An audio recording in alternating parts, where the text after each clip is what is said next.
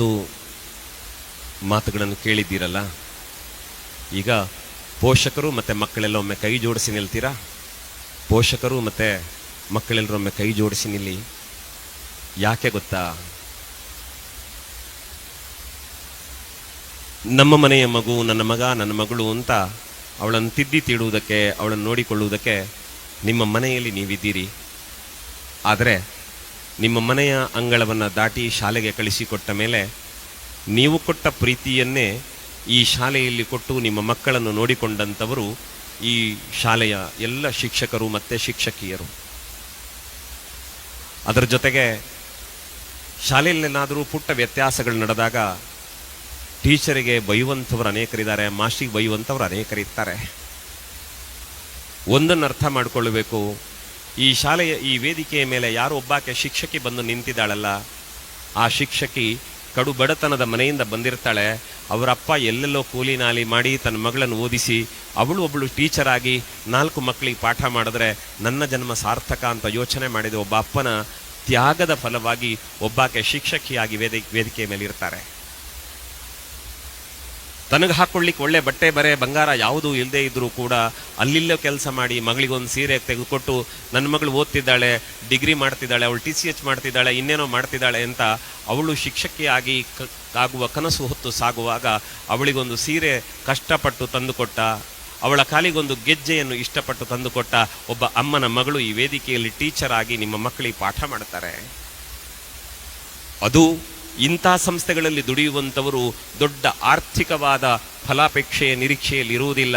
ಸಿಕ್ಕಿದ್ರಲ್ಲಿ ಸಂತೃಪ್ತಿ ಪಟ್ಟು ಈ ಜಗತ್ತಿಗೆ, ಈ ನಾಡಿಗೆ ಆದರ್ಶಪ್ರಾಯರಾದ ಮಕ್ಕಳನ್ನು ಕೊಡಬೇಕು ಅನ್ನೋ ಶಿಕ್ಷಕರು ಇವತ್ತು ವೇದಿಕೆಯಲ್ಲಿದ್ದಾರೆ. ಬಂಧುಗಳೇ, ನಿಮ್ಮ ಮನಸ್ಸಲ್ಲಿ ನೀವು ಸಂಕಲ್ಪ ಮಾಡಿ, ನಮ್ಮ ಮಕ್ಕಳಿಗೆ ಇಷ್ಟು ವರ್ಷ ಶಿಕ್ಷಣ ಕೊಟ್ಟಿದ್ದೀರಿ, ನನ್ನ ಮಗುವಿಗೆ ಒಂದು ಭವಿಷ್ಯವಾದ ದೊಡ್ಡ ಕಲ್ಪನೆಯನ್ನು ಕಟ್ಟಿಕೊಟ್ಟಿದ್ದೀರಿ, ನನ್ನ ಮಗುವಿನ ಬದುಕಿಗೆ ಉಜ್ವಲತೆಯ ಬೆಳಕನ್ನು ಹರಿಸಿದ ಪುಣ್ಯಾತ್ಮರು ನೀವಿದ್ದೀರಿ, ನಿಮಗೆ ಧನ್ಯವಾದ ಅಂತ ಒಮ್ಮೆ ಮನಪೂರ್ವಕ ಈ ಶಿಕ್ಷಕ ವೃಂದಕ್ಕೆ ನೀವು ಕೃತಜ್ಞತೆಯನ್ನು ಹೇಳಬೇಕು. 10ನೇ ಕ್ಲಾಸು ಬಿಟ್ಟು ಹೊರಟಿದ್ದೀರಿ ಮಕ್ಕಳೇ, ನಾಳದ್ದು ಪರೀಕ್ಷೆ ಬರ್ತದೆ, ಆಮೇಲೆ ನಿಮ್ಮ ಶಾಲೆ ಬೇರೆ. ಆದರೆ ಇವತ್ತಿನವರೆಗೆ ನಿಮ್ಮ ಎಲ್ಲ ಭಾವನೆಗಳಿಗೆ ಬೆಲೆ ಕೊಟ್ಟು ನಿಮ್ಮನ್ನು ಶಿಕ್ಷಕ ವೃಂದ, ಆಡಳಿತ ಮಂಡಳಿ ನೋಡಿಕೊಂಡಿದೆ. ಅವರೇನಾದರೂ ಒಂದು ಮಾತು ಗದರಿಸಿದರೆ ಅದರ ಹಿಂದೆ ನಿಮ್ಮ ಬದುಕಿನ ಕೀರ್ತಿಯ ಕನಸುಂಟೆ ಹೊರತು ನಿಮ್ಮ ಬಗ್ಗೆ ದ್ವೇಷ ಇಲ್ಲ. ಮುಂಬರುವ ಪರೀಕ್ಷೆಯನ್ನು ಒಳ್ಳೆ ರೀತಿಯಲ್ಲಿ ಬರೆಯಿರಿ. ಪ್ರಾಮಾಣಿಕವಾದ ಪ್ರಯತ್ನ ನಮ್ಮದು, ಫಲ ಕೊಡುವುದಕ್ಕೆ ಭಗವಂತನಿದ್ದಾನೆ. ಸೋಲು ಗೆಲುವು ಬದುಕಿನಲ್ಲಿ ಇದ್ದದ್ದೇ, ಬದುಕಿನಲ್ಲಿ ಧೈರ್ಯ ಕೆಡಬೇಡಿ. ಈ ಶಾಲೆ ಬಿಟ್ಟು ಹೊರಟು ನಿಂತ ಮೇಲೆ ಅಲ್ಲಿಂದ ಮುಂದಕ್ಕೆ ಜೀವನ ಪೂರ್ತಿ ನಿಮಗೆ ಯಾರೆಲ್ಲ ಪಾಠ ಮಾಡಿದ್ದಾರಲ್ಲ ಅವರ ನೆನಪನ್ನು ಮಾತ್ರ ಯಾವತ್ತೂ ಕಳ್ಕೊಳ್ಳಬೇಡಿ. ಅವರು ನಿಮ್ಮ ಮನಸ್ಸಿನಲ್ಲಿ ಯಾವತ್ತೂ ಅವರಿಗೊಂದು ಜಾಗ ಕೊಡಿ. ವಿಶೇಷವಾಗಿ ಹೆಣ್ಮಕ್ಕಳು ಪ್ರಬುದ್ಧರಾಗಿದ್ದೀರಿ ಮಕ್ಕಳೇ. ಆಗಾಗ ಬಂದಾಗ ವಯೋಸಹಜವಾದ ಅನಾರೋಗ್ಯ, ದೈಹಿಕ ಸಮಸ್ಯೆಗಳು ನಿಮ್ಮನ್ನು ಕಾಡುತ್ತವೆ. ಆವಾಗ ಅದನ್ನು ಹೇಳ್ಕೊಳ್ಳಿಕ್ಕೆ ಶಾಲೆಯಲ್ಲಿ ನಿಮ್ಮ ಅಮ್ಮ ಇರಲಿಲ್ಲ, ನಿಮ್ಮ ಅಮ್ಮನ ಜಾಗದಲ್ಲಿ ಶಿಕ್ಷಕಿಯರೆಲ್ಲ ಇದ್ರಲ್ಲ, ನಿಮ್ಮನ್ನು ತಲೆನೇವರಿಸಿ ಬೆನ್ನು ತಟ್ಟಿ ಧೈರ್ಯ ಹೇಳಿ ನಿಮ್ಮನ್ನು ನೋಡಿಕೊಂಡ್ರಲ್ಲ, ಅವರಿಗೆಲ್ಲ ಕೃತಜ್ಞತೆ ಹೇಳಿ.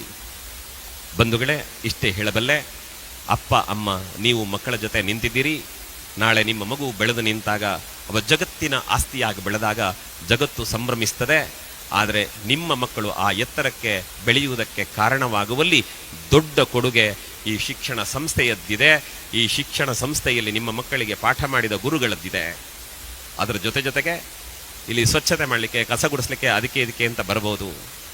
ಕಸ ಗುಡಿಸ್ತಾ ಇರಬೇಕಿದ್ರೆ ನಿಮ್ಮ ಮಗು ಬಂದರೆ ಯಾಕಾದ್ರೆ ಈ ಮಗು ಬಂತು ಅಂತ ಬಯಸಲಿಲ್ಲ, ನನ್ನ ಮಗು ಶಾಲೆಗೆ ಬಂದಿದೆ ಅನ್ನೋ ಕಾರಣಕ್ಕೆ ನಿಮ್ಮ ಮಕ್ಕಳಿಂದ ಆಗುವ ವ್ಯತ್ಯಾಸವನ್ನು ಸಹಿಸಿಕೊಂಡು ಕೆಲಸ ಮಾಡಿದವರಿದ್ದಾರೆ.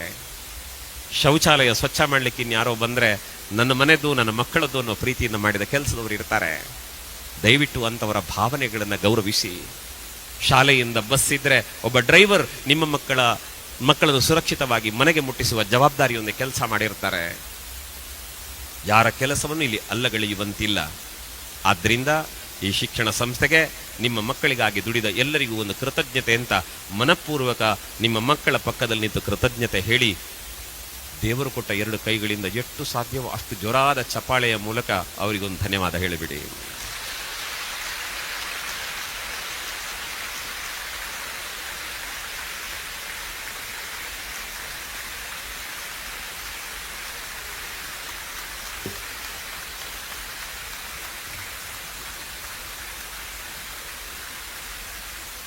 ಸಂತೋಷ ಆಯಿತು. ಮಕ್ಕಳೇ, ವೈಯಕ್ತಿಕವಾಗಿ ಈ ಶಾಲೆಗೆ ಮತ್ತೆ ನಿಮ್ಮೆಲ್ಲರಿಗೂ ವೈಯಕ್ತಿಕವಾಗಿ ನಾನು ಧನ್ಯವಾದ ಹೇಳ್ತೇನೆ. ಯಾಕೆ ಅಂತಂದರೆ, ಆವತ್ತೊಂದು ದಿನ ಹೀಗೆ ಮಾತಾಡ್ಲಿಕ್ಕೆ ಹೊರಟಾಗ ಯಾರೋ ಹೇಳಿದ್ರು, ಪೌರೋಹಿತ್ಯ ಮಾಡೋ ಇವನಿಗೆ ಭಾಷಣ ಯಾಕೆ ಅಂತ ಕೇಳಿದ್ರು. ಪೌರೋಹಿತ್ಯ ಮಾಡೋ ಇವನಿಗೆ ಭಾಷಣ ಯಾಕೆ ಅಂತ ಕೇಳಿದ್ರು. ಆದರೆ ನಿಮ್ಮಂತಹ ಸಾವಿರಾರು ಮಕ್ಕಳ ಜೊತೆ ಮಾತನಾಡಿ ನೀವು ಮನಪರಿವರ್ತನೆಗೊಂಡು ನಿಮ್ಮ ಅಪ್ಪ ಅಮ್ಮನ ಜೊತೆಗೆ ಸಂತೋಷವಾಗಿದ್ದದನ್ನು ನೋಡಿ ದೇವರ ಪೂಜೆಗೂ ಈ ಕಾರ್ಯಕ್ರಮಕ್ಕೂ ವ್ಯತ್ಯಾಸ ಇಲ್ಲ ಅನ್ನುವ ಭಾವನೆಯಿಂದ ನನ್ನ ಕರ್ತವ್ಯವನ್ನು ನಾನು ನಿರ್ವಹಿಸ್ತಾ ಬಂದಿದ್ದೇನೆ. ನನಗೆ ಸಂತೃಪ್ತಿ ಇದೆ. ನನ್ನ ಮಾತುಗಳಿಗೆ ಮೌಲ್ಯ ತಂದುಕೊಟ್ಟಂತಹ ನಿಮಗೆ ನನ್ನ ಧನ್ಯವಾದಗಳನ್ನು ಸಮರ್ಪಿಸ್ತೇನೆ. ನೆನಪಿರಲಿ, ಕಟ್ಟ ಕಡೆಯ ಮಾತಿಷ್ಟೇ ಸ್ವಾಮಿ ವಿವೇಕಾನಂದರನ್ನು ಕೇಳಿದ್ರಂತೆ, ನಿಮ್ಮ ಗುರುಗಳ ಬಗ್ಗೆ ಏನು ಹೇಳ್ತೀರಿ ಅಂತ. ಸ್ವಾಮಿ ವಿವೇಕಾನಂದರು ಹೇಳ್ತಾರೆ, ನನ್ನ ಗುರುಗಳ ಬಗ್ಗೆ ಮಾತಾಡುವುದೇನು, ನನ್ನ ಗುರುಗಳ ಪಾದದ ಧೂಳಿನ ಒಂದು ಕಣಕ್ಕೆ ನನ್ನಂತಹ 1000 ಶಿಷ್ಯರನ್ನು ಸೃಷ್ಟಿಸುವ ಶಕ್ತಿ ಇದೆ ಅಂತ ಸ್ವಾಮಿ ವಿವೇಕಾನಂದರು ಹೇಳಿದಾರಂತೆ. ನೆನಪಿರಲಿ ಮಕ್ಕಳೇ, ನಿಮ್ಮ ಗುರುಗಳ ಪಾದ ಧೂಳಿ ನಿಮ್ಮನ್ನು ಅನುಗ್ರಹಿಸ್ತದೆ. ಆ ಬಗೆಗೆ ಗೌರವ ಇರಲಿ. ಶಾಲೆಗೆ ವಿಧೇಯರಾಗಿ ಅಪ್ಪ ಅಮ್ಮನನ್ನು ಕಟ್ಟ ಕಡೆಯವರೆಗೆ ಪ್ರೀತಿಯಿಂದ ನೋಡಿಕೊಳ್ಳಿ. ಶಿಕ್ಷಣ ಸಂಸ್ಥೆಯ ಬಗ್ಗೆ ಗೌರವ ಇರಲಿ. ನಾಳೆ ದುಡಿದು ಶ್ರೀಮಂತರಾದಾಗ ಶಾಲೆಗೆ ನಿಮ್ಮ ಕೊಡುಗೆ ಹರಿದು ಬರಲಿ. ಎಲ್ಲಕ್ಕಿಂತಲೂ ಮಿಗಿಲು ನೀವೆಲ್ಲ ತಾಯಿ ಭಾರತೀಯ ಮುದ್ದು ಮಕ್ಕಳಾಗಿ ಭಾರತಾಂಬೆಗೆ ಜಯವಾಗಲಿ ಅಂತ ಹೇಳ್ತಾ ಬದುಕಿನ ಹೆಜ್ಜೆಗಳಿಡೋಣ. ಎಲ್ಲರಿಗೂ ನಮಸ್ಕಾರ.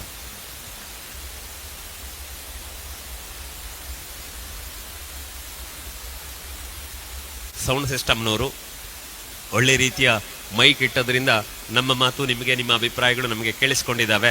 ಅವರಿಗೊಂದು ಚಪ್ಪಾಳೆ ಕೊಟ್ಟು ಧನ್ಯವಾದ ಹೇಳಿ.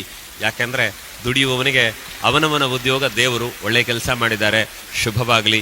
ಜೊತೆಗೆ ಈ ನೆನಪುಗಳನ್ನು ಇನ್ನು ಮಾಧ್ಯಮಗಳಲ್ಲಿ ಅಲ್ಲಲ್ಲಿ ಕಟ್ಟಿಕೊಳ್ಳುವುದಕ್ಕೆ ವಿಡಿಯೋಗ್ರಾಫರ್, ಫೋಟೋಗ್ರಾಫರ್ ನಮ್ಮ ಜೊತೆ ಕೆಲಸ ಮಾಡಿದ್ದಾರೆ. ಅವರಿಗೆ ಒಳ್ಳೆಯದಾಗಲಿ ಅನ್ನುವ ಹಾರೈಕೆ ಇರಲಿ.